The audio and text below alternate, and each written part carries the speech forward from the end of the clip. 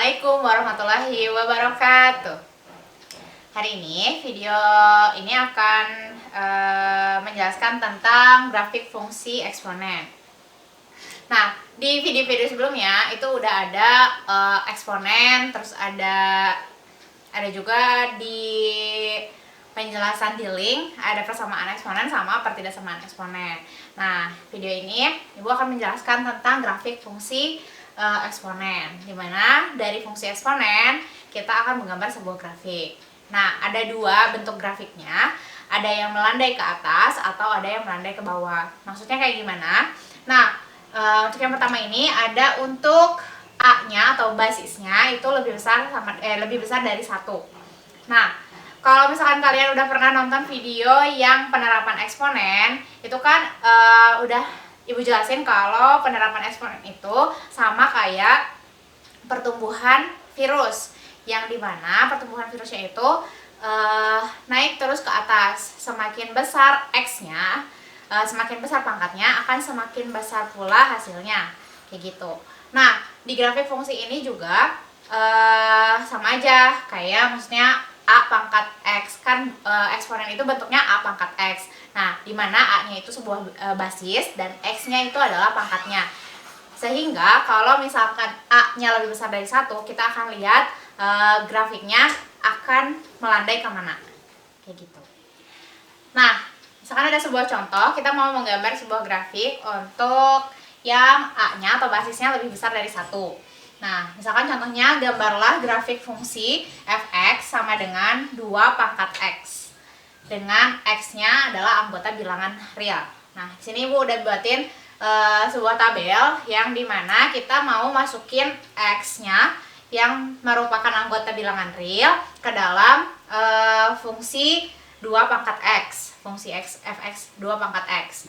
Nah, di sini tuh ada yang X-nya itu dari negatif sampai ke yang positif. Kita ini tanda titik-titik itu bisa sampai berapa aja kan negatifnya, tapi kita boleh ngambil sebuah X-nya boleh dari negatif 2 misalkan. Di sini kita ambilnya yang negatif 2.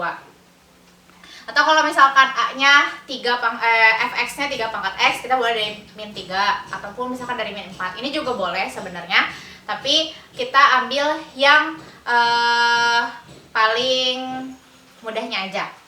Oke, di sini misalkan X-nya mulai dari negatif 2, terus negatif 1, 0, 1, 2, 3, dan seterusnya. Di sini sampai 3. Terus nanti kita masukin setiap X ke dalam 2 pangkat X-nya.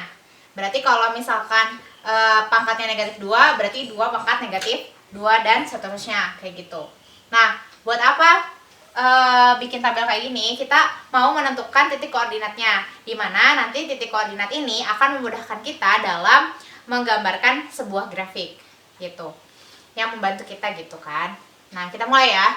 Kalau misalkan X-nya negatif 2, maka untuk yang di sininya 2 pangkat X itu X-nya diganti sama negatif 2.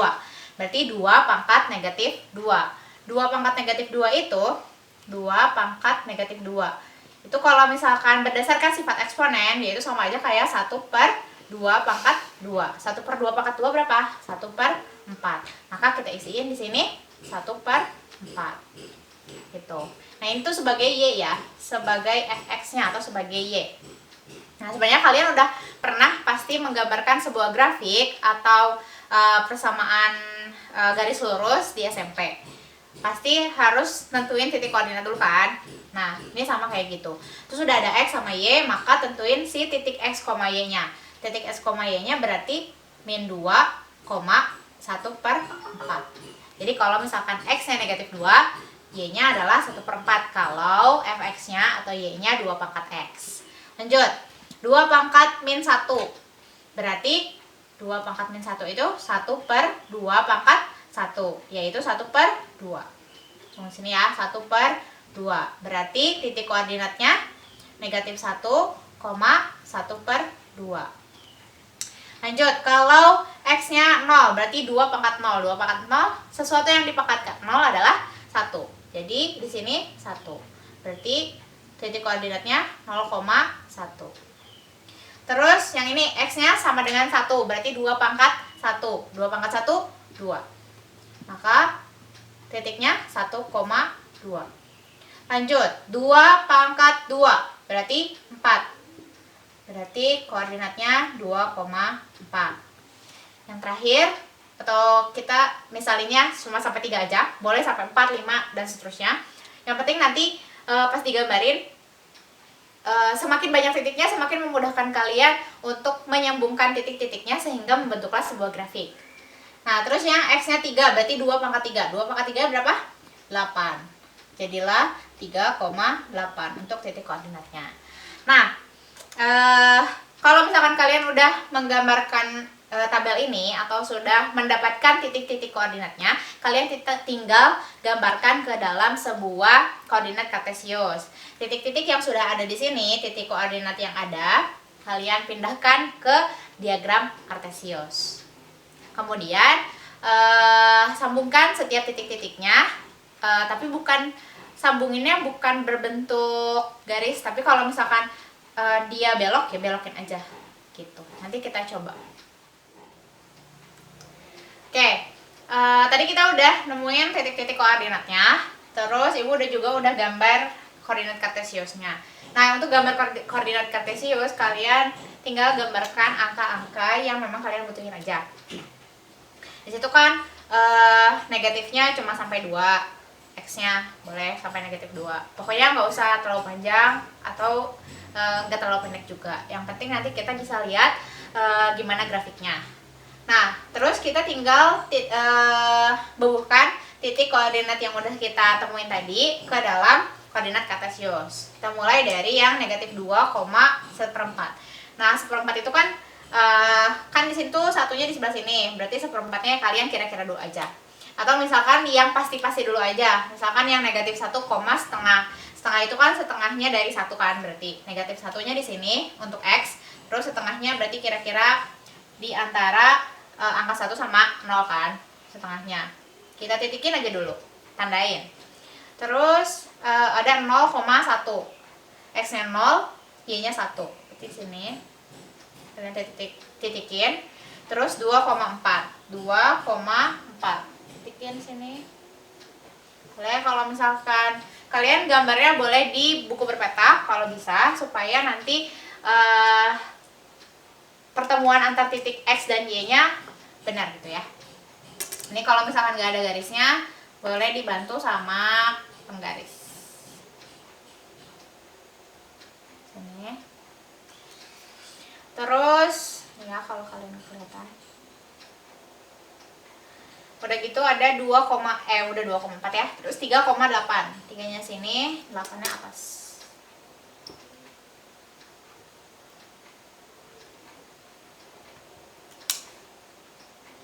Oke, nah kalian tuh bisa udah dari titik-titiknya aja kalian sebenarnya udah bisa kelihatan kalau misalkan dia itu dari sini, dari yang tadi titik-titik itu yang sebelum negatif 2 atau lebih kecil dari negatif 2, dari sini terus ngikutin titiknya ke atas kayak gitu. Jadi kalau misalkan kita garisin itu maksimal begini bentuknya.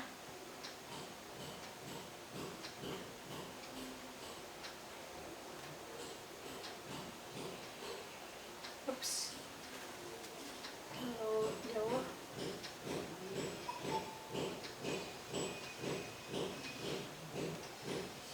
Terus ininya ke sana. Oke, ke sini. Nah, jadi ini adalah sebuah grafik untuk fx sama dengan 2 pangkat x kayak gitu.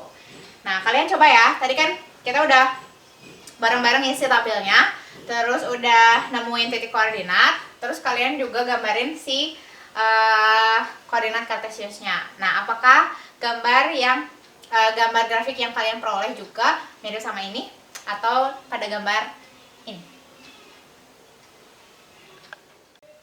Nah, sekarang kita coba yang A-nya atau basisnya itu ada di antara 0 sampai 1, atau yaitu berarti 0, berapa gitu kan, atau 1 bar kayak gitu.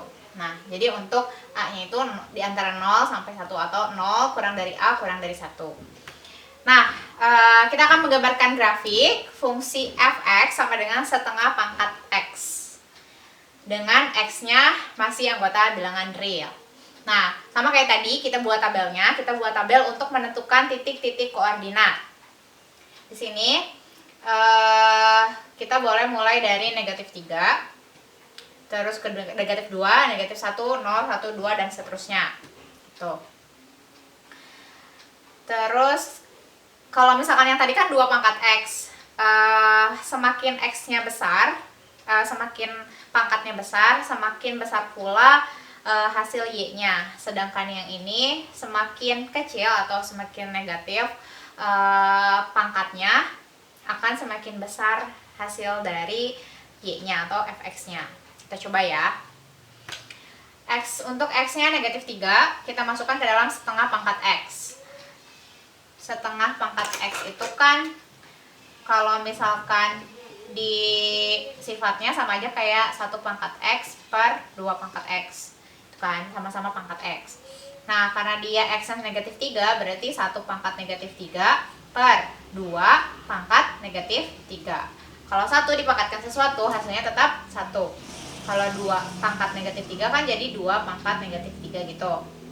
Kalau misalkan bawahnya negatif, terus kita pindahin ke atas kan jadi positif. Jadilah 2 pangkat 3. 2 pangkat 3 berapa? 8. Jadi untuk kalau x-nya negatif 3, untuk setengah pangkat x itu adalah hasilnya 8. Jadi koordinatnya negatif 3,8. Lanjut, kalau misalkan pangkatnya negatif 2. Sini boleh ya. Setengah pangkat negatif 2. Atasnya kan pasti tetap 1, bawahnya jadi 2 pangkat negatif 2. 2 pangkat negatif 2 kalau kita ke atasnya jadi 2 pangkat 2. Sehingga 2 pangkat 2 adalah 4. Jadi yang ini isinya 4. Negatif 2,4. Tuh. Terus yang pangkat negatif 1. Setengah pangkat negatif 1. Berarti 1 per 2 pangkat negatif 1. 1 per 2 pangkat negatif 1 itu berarti sama dengan 2 pangkat 1, yaitu 2. Ini 2. Itu kayak kebalikannya dari yang tadi 2 pangkat x kan. Kalau yang tadi dari yang per terus ke semakin besar. Berarti ini negatif 1,2. Kalau 0, 1 pangkat 0-nya aja udah 1 kan. 2 pangkat 1, 2 pangkat 0, 1. Kan karena berapapun yang pangkatnya 0, hasilnya 1. Maka setengah pangkat 0 pasti hasilnya 1. Jadi 0,1. Terus kalau setengah pangkat 1, setengah dong. Jadi 1, setengah. Yang terakhir, kalau setengah pangkat 2, berarti atasnya 1 pangkat 2 per 2 pangkat 2. Atasnya 1 per 2 pangkat 2, 4. Jadi 1 per 4. Jadi koordinatnya 2,1 per 4. Gitu. Kalian udah isi tabel kalian kan? Nah, jadi ini tabelnya. Terus selanjutnya kita pindahkan titik-titik koordinat yang sudah kita dapat ke diagram kartesius atau ke koordinat kartesius. Nah, udah dapetin titik koordinat yang tadi, kita masukin ke koordinat kartesius. Masih sama kayak contoh yang pertama, kita tinggal tentuin titik-titiknya aja. Titik min 3,8 berarti pakai penggaris ya, karena di sini nggak ada garisnya. Kalau kalian usahain gambarnya di buku berpetak aja supaya lebih mudah nentuin titik-titiknya.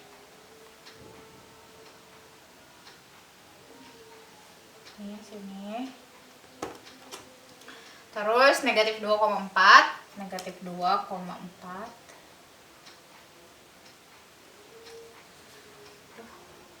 Negatif 2,4.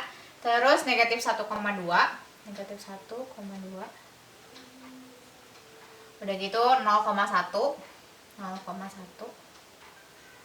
Terus 1 setengah. 1 setengah. Udah gitu 2,1. Setelah ya. Mirip sama yang tadi, tapi kalau yang ini, kalau tadi kan dari bawah ke atas gitu kan. Kalau yang ini karena A-nya setengah, berarti ke bawah gitu.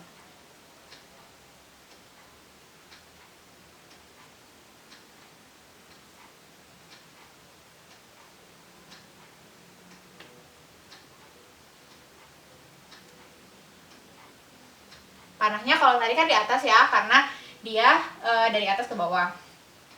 Kalau yang ini di sini. Ini fx-nya sama dengan setengah pangkat x.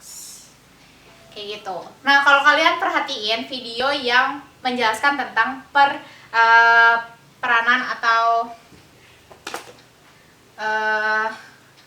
yang ada di sehari-hari gitu tentang eksponen. Nah, itu kan ibu nyontohinnya tentang virus atau virus yang sekarang ada di luar sana, yaitu virus corona, dimana virus corona itu persis sama fungsinya kayak fungsi eksponen, dimana setiap pangkatnya, setiap basis itu, misalkan ada sebuah basisnya itu adalah fungsi untuk fungsi yang dipangkatin.